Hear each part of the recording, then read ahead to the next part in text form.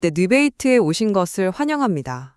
네, 오늘 저희는 많은 분들이 아마 느껴보셨을 감정이죠. 바로 외로움의 근본 원인에 대해 좀 깊이 있게 파고들어 볼까 합니다.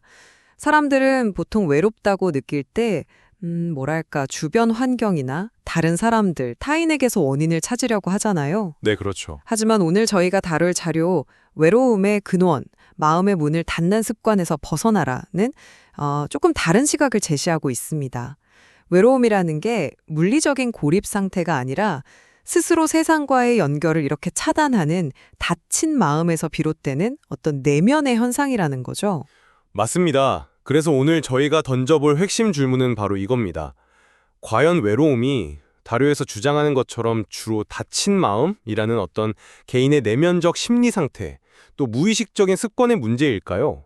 아니면 사회적인 조건이라든지 관계의 어려움 같은 외부 환경 요인이 좀 더 본질적인 원인으로 작용하고 내면 상태는 그 결과이거나 혹은 서로 상호작용하는 그런 복합적인 문제일까요? 네, 바로 이 지점을 한번 파고들어 보겠습니다. 네. 저는 이번 논의에서 외로움이 본질적으로 내면의 닫힌 마음에서 시작된다는 그러니까 자료의 핵심 주장을 좀 대변해 보고자 합니다. 저는 반대로 외로움을 전적으로 개인 내면의 문제로만 보는 관점은 현실의 복잡성이나 외부 요인의 중요성을 좀 간과할 수 있다는 반론을 제기하면서요. 내면과 외부의 복합적인 상호작용을 강조하는 입장을 말씀드리겠습니다. 네, 그럼 제 입장을 먼저 말씀드리겠습니다. 그 외로움이라는 건요, 주변에 사람이 있냐 없냐 이런 문제가 아니라고 생각합니다. 자료에 나온 그 대학생 사례처럼요, 수많은 친구들과 막 어울리면서도 뭔가 설명하기 힘든 공허함을 느끼는 경우가 흔하잖아요. 이게 바로 외로움의 본질이 물리적인 고립과는 다르다는 걸 명확히 보여주는 거죠. 그렇다면 진짜 원인이 뭘까? 바로 스스로 세상과의 연결을 막아버리는 마음의 문을 닫는 습관이라는 겁니다. 자료에서는 구체적으로 4가지 무의식적 습관을 지적하고 있거든요. 첫째는 옳고 그름을 자꾸 따지려는 분별심입니다. 모든 걸 자기 잣대로만 판단하고 나와 다르면 저건 틀렸어. 이렇게 규정 짓는 마음이죠. 그 재개발 갈등 사례에서도 볼 수 있듯이 사실 각자의 이해관계가 다른 것뿐인데도 상대를 틀렸다고 단정하면서 벽을 쌓는다는 겁니다. 둘째는 내 뜻대로 모든 게 되기를 바라는 기대심입니다. 다른 사람이나 세상이 내가 원하는 대로 딱딱 움직여주기를 바라는 건 자료의 표현을 빌리자면 모든 사람의 마음을 내가 컨트롤하겠다는 일종의 독재적 욕망과 크게 다르지 않다는 거예요. 이건 필연적으로 실망감과 외로움을 낳을 수밖에 없죠. 셋째는 남 탓으로 돌리는 책임 회피입니다. 그 상담 사례들처럼 문제의 근원이 사실은 자기 자신에게 있는데도 불구하고 계속해서 남편 탓, 부모 탓, 사회 탓 이렇게 외부 탓만 하는 동안 스스로를 고립시킨다는 겁니다. 그리고 넷째는 상처받을까 봐 두려워하는 마음입니다. 비판받을까 봐 두려워서 솔직한 자기 생각이나 감정을 표현하지 못하고 그냥 입을 닫아버리는 것처럼 스스로 방어벽을 치고 관계를 차단해버리는 거죠. 바로 이 4가지 습관이야말로 스스로를 고립시키는 핵심적인 기제이고 외로움을 만들어내는 근본 원인이다. 결국 외부 상황은 어떤 계기일 뿐이지 외로움이라는 감옥의 열쇠는 우리 자신의 손에 달려있다는 겁니다. 저는 그 관점에 그렇게 쉽게 동의하기는 좀 어렵습니다. 외로움의 원인을 전적으로 개인의 내면 습관, 그러니까 닫힌 마음 탓으로만 돌리는 건 인간 경험의 그 복잡다단함, 그리고 우리가 발딛고 살아가는 이 사회적 현실을 지나치게 단순화하는 건 아닐까 그런 생각이 듭니다. 외부 환경이나 어떤 구조적인 요인들이 개인의 심리에 미치는 그 강력하고 때로는 결정적일 수도 있는 영향을 간과해서는 안 된다고 보거든요. 자료에 제시된 예시들도 사실 조금 다른 각도에서 해석할 여지가 충분하다고 봅니다. 예를 들어서 그 호주에서 돌아온 청년이 한국 사회를 차갑게 느낀다. 이걸 단순히 개인의 기대가 충족되지 않은 탓으로만 볼 수 있을까요? 어쩌면 그 청년이 느낀 차가움은 한국 사회의 어떤 치열한 경쟁 현실이나 노력해도 대가가 주어지지 않는 그런 구조적인 문제에 대한 굉장히 날카로운 현실인식일 수도 있다는 거죠. 개인의 기대를 넘어서는 어떤 사회적 진실을 포착한 것일 수도 있다 이겁니다. 또 재개발 갈등을 단순히 양측의 분별심 문제로만 치부하는 것도 현실을 너무 좀 안일하게 보는 것 같아요. 거기에는 정말 삶의 터전을 지키려는 절박함과 개발 이익을 추구하려는 욕구 사이에 명백하고 실제적인 이해관계에 충돌이 존재하는 거거든요. 이걸 개인의 마음 습관 문제로만 환원할 수는 없다고 봅니다. 남탄 역시 마찬가지입니다. 때로는 개인이 처한 어떤 부당한 사회 구조, 차별, 아니면 관계 속에서의 실제적인 어려움이나 상처를 반영하는 정당한 외침일 수도 있다는 거죠. 모든 책임을 개인에게 돌리는 건 좀 과혹할 수 있습니다. 마지막으로 상처받을까 두려워하는 마음도 항상 비합리적인 방어 기제만은 아니라고 생각해요. 실제로 위협적이거나 지속적으로 비판적인 환경에 놓인 사람에게는 자신을 보호하기 위한 합리적인 생존 반응일 수 있다는 겁니다. 따라서 외로움은 개인의 내면 상태와 그를 둘러싼 외부 현실 간의 끊임없는 상호작용의 산물로 봐야 한다. 어느 한쪽으로만 설명하려는 시도는 현실의 복잡성을 제대로 담아내지 못한다고 생각합니다. 물론 외부 조건이 외로움을 느끼게 하는 중요한 계기가 될 수 있다는 점은 저도 인정합니다. 저 역시 외부 현실의 영향을 완전히 부정하는 건 아니에요. 하지만 자료에서 일관되게 강조하는 핵심은 그 외부 조건이라는 것은 어디까지나 괴로움을 유발하는 조건 또는 불교 용어로 경계일 뿐이라는 점입니다. 그 조건에 딱 부딪혔을 때 실제로 괴로움이라는 감정을 만들어내는 것은 결국 자신의 마음속에 오랫동안 쌓여온 생각 습관, 그러니까 과거의 경험과 생각이 누적되어서 형성된 무의식적인 반응 패턴인 업식이라는 거죠. 아까 그 호주 청년 사례를 다시 보면 한국 사회의 현실이라는 경계에 부딪혔을 때 노력하면 그만큼 대가가 주어져야 하는데 하는 자신의 기대, 즉 업식이 충족되지 않으니까 차가움이라는 괴로움, 즉 외로움을 느꼈다는 겁니다. 사회 현실 자체가 직접적인 원인이라기보다는 그 현실을 받아들이고 해석하는 자기 자신의 마음 상태가 외로움의 근본적인 발화점이라는 거죠.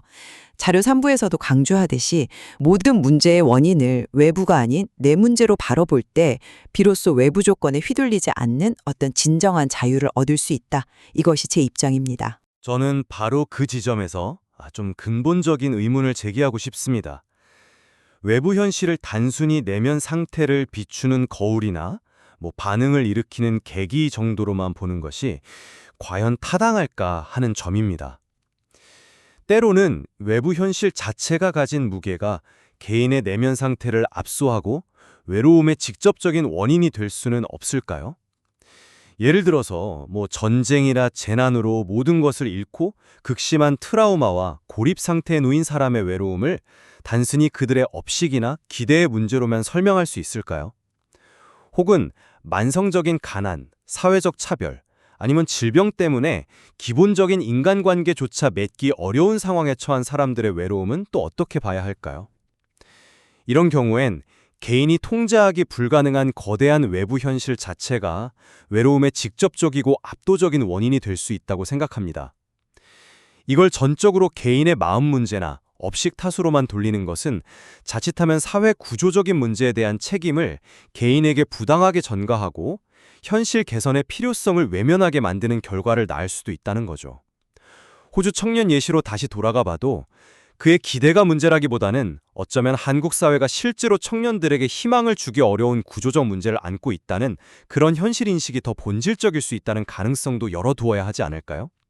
외부 현실의 무게를 너무 가볍게 봐서는 안 된다고 생각합니다. 그렇다면 다친 마음의 4가지 습관에 대한 평가에서도 견해 차이가 좀 뚜렷해지는 것 같습니다. 저는 자료에서 제시된 그 분별심, 기대심, 책임 회피, 두려움, 이 4가지가 개인이 무의식적으로 스스로를 고립시키고 외로움을 자초하는 명백한 심리적 방어 기제이자 왜곡된 인지 패턴이라고 봅니다. 옳고 그름을 나누는 분별심은 타인과의 건강한 관계 형성을 방해하고 내 뜻대로 되길 바라는 기대심은 끊임없는 실망과 좌절을 낮춰 남 탓은 문제 해결의 기회를 박탈하고 관계를 악화시키고요.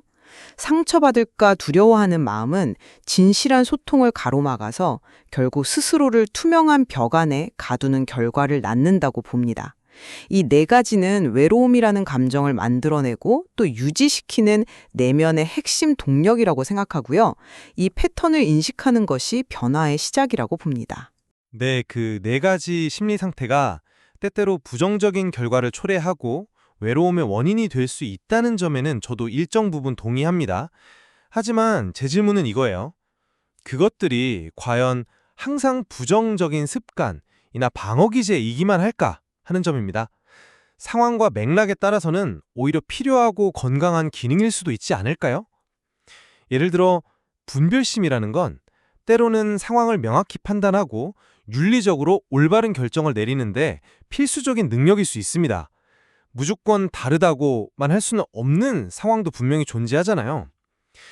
기대심 역시 미래에 대한 어떤 합리적인 계획이나 관계 발전에 대한 자연스러운 바람일 수 있고요. 모든 기대를 버리는 것이 과연 건강한 삶일까 하는 의문도 듭니다.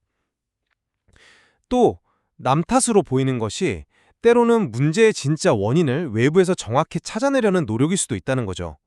모든 문제를 내 탓으로만 돌리는 것이 항상 해결책은 아닐 겁니다. 그리고 두려움 역시 실제 위험으로부터 자신을 보호하기 위한 합리적이고 중요한 경고 신호일 수 있고요.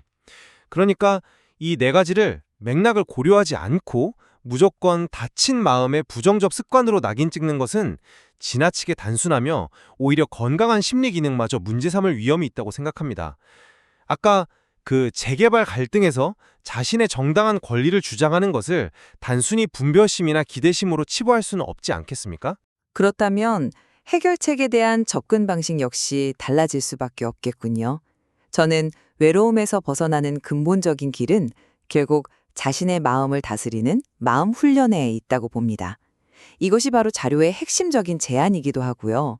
자르 3보에서 제시하듯이 옳고 그름이라는 이분법적 사고에서 벗어나서 다름을 있는 그대로 수용하고 타인과 세상에 대한 불필요한 기대를 그냥 놓아버리는, 즉 집착에서 벗어나는 방아착의 지혜를 배우는 것입니다. 예를 들어 뜨거운 불덩이를 손에 쥐고 있으면서 이거 어떻게 놓아야 합니까? 라고 묻는 건 사실 좀 어리석은 질문이라는 거죠. 뜨거운 줄 알면 그냥 놓으면 되는 것이지 방법을 몰라서 못 놓는 게 아니라는 겁니다. 기대와 집착이 고통의 원인임을 명확히 알면 그냥 놓아버리는 것이 유일한 길이라는 거죠. 그리고 모든 문제의 근원을 외부가 아닌 내 문제, 즉 나의 업식으로 바라볼 때 우리는 외부 조건에 흔들리지 않는 진정한 내면의 자유와 충만함을 경험할 수 있다. 이것이 외로움을 뿌리 뽑는 길이라고 생각합니다. 마음 훈련의 중요성, 그리고 그 효용성은 저도 충분히 인정합니다. 네, 자신의 내면을 깊이 성찰하고 왜곡된 인지 패턴을 교정하려는 노력은 분명 외로움을 포함한 많은 심리적 고통을 완화하는 데 큰 도움이 될 겁니다. 하지만 제 질문은 이겁니다. 그것만으로 과연 충분할까요? 때로는 마음 훈련만으로는 도저히 넘을 수 없는 현실적인 장벽과 고통이 존재하지 않을까요? 예를 들어서 지속적인 가정폭력이나 직장 내 괴롭힘, 혹은 극심한 사회적 차별에 시달리는 사람이 오로지 마음 훈련과 기대 놓아버리기만으로 그 상황을 온전히 극복하고 외로움에서 벗어날 수 있을까요? 저는 좀 어렵다고 봅니다.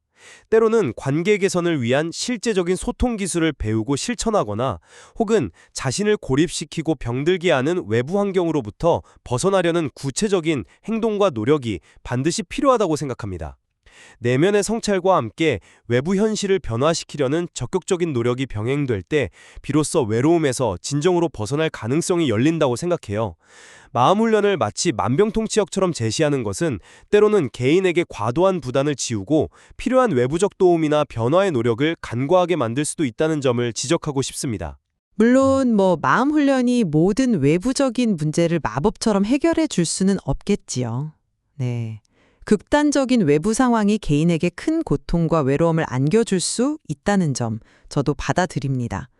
그것이 중요한 경계가 될 수 있다는 점은 인정합니다. 저 역시 개인의 내면 상태, 그러니까 세상을 해석하고 반응하는 방식이 외로움을 경험하는 데 매우 중요한 역할을 한다는 사실을 부정하지는 않습니다. 같은 상황에 처하더라도 사람마다 느끼는 외로움의 깊이나 양상은 다를 수 있으니까요. 네, 내면의 힘이 중요한 것은 분명합니다. 네, 오늘 논의를 좀 정리해 보겠습니다.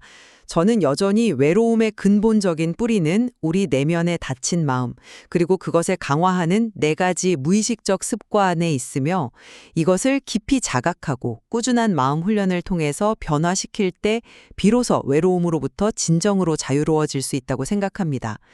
외부 조건은 뭐랄까 방아쇠일 뿐이고 총알은 내면에 있다는 것이죠. 저는 외로움이란 개인의 내면 상태와 그를 둘러싼 외부 현실, 즉 사회적, 관계적, 환경적 요인들이 복잡하게 얽히고 설킨 상호작용의 결과물이라고 다시 한번 강조하고 싶습니다. 어느 한쪽만으로는 온전히 설명될 수 없다고 생각하고요. 외부 현실이 개인에게 미치는 실질적인 무게와 영향력을 결코 가볍게 여겨서는 안 되며 내면의 성찰과 함께 필요한 경우에는 외부 현실을 바꾸려는 노력 또한 중요하다고 생각합니다. 네, 외로움의 주된 원인을 내면에 두느냐 아니면 내면과 외부의 복잡한 상호작용에 더 무게를 두느냐 하는 관점의 차이는 여전히 남아있는 것 같습니다. 하지만 우리 모두 외로움이라는 이 깊고 보편적인 인간 경험을 이해하기 위해서는 내면의 상태와 외부 환경 모두를 고려해야 한다는 점에는 공감하는 것 같습니다. 그렇습니다. 오늘 저희의 대화가 외로움이라는 이 복잡한 감정을 단지 개인의 심리 문제로만 치부하거나 혹은 전적으로 외부 탓으로만 돌리는 그런 단편적인 시각에서 좀 벗어나서요. 개인의 내면과 그를 둘러싼 사회적, 환경적 맥락을 함께 아우르는 다각적인 관점에서 고민해 볼 수 있는 기회가 되었기를 바랍니다. 자료에서 제시된 총찰 외에도 외로움에 대해서 우리가 더 깊이 탐구하고 성찰해 볼 여지는 여전히 많다고 생각합니다. 네, 외로움의 근원에 대한 최종적인 판단과 해답은 오늘 저희의 논의를 들으신 청취자 여러분 각자의 경험과 성찰에 맡기도록 하겠습니다. 더 디베이트 오늘 순서는 여기서 마치겠습니다.